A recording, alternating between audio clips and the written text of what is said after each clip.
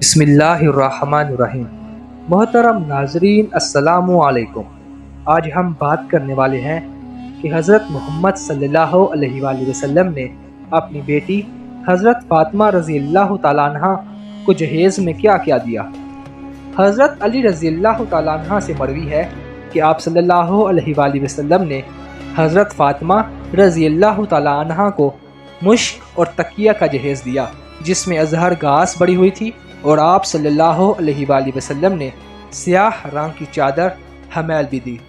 حضرت فاطمہ رضی اللہ تعالیٰ عنہ کو آپ صلی اللہ علیہ وآلہ وسلم نے جو جہیز دیا، اس کے بارے میں مندرجہ ذیل بالا روایات کے علاوہ اور بھی روایات ہیں۔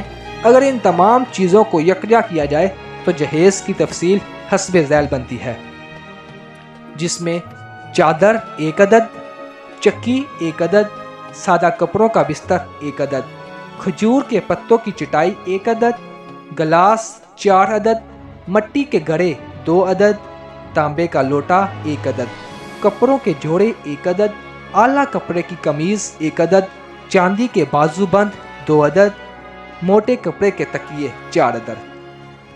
حضرت عبداللہ بن عمر رضی اللہ تعالیٰ عنہ فرماتے ہیں کہ آپ صلی اللہ علیہ وآلہ وسلم نے حضرت سیدہ فاطمہ رضی اللہ تعالیٰ عنہ کو رخصت کیا تو ان کو ایک حمیل عطا کیا۔ آپ رضی اللہ تعالیٰ عنہ سے دریافت کیا کہ حمیل کیا ہے، تو فرمایا کہ چادر ایک چمڑے کا تکیہ جو کھجور کی چھال سے بڑا ہوا ہوتا ہے۔ مزید اسلامک ویڈیوز دیکھنے کے لیے ہمارے چینل AHTV کو سبسکرائب کریں تاکہ ہر نئی آنے والی ویڈیو سے آپ باخبر رہ سکیں۔ اب تک کے لیے اتنا ہی، اب اجازت دیجیے۔ السلام علیکم۔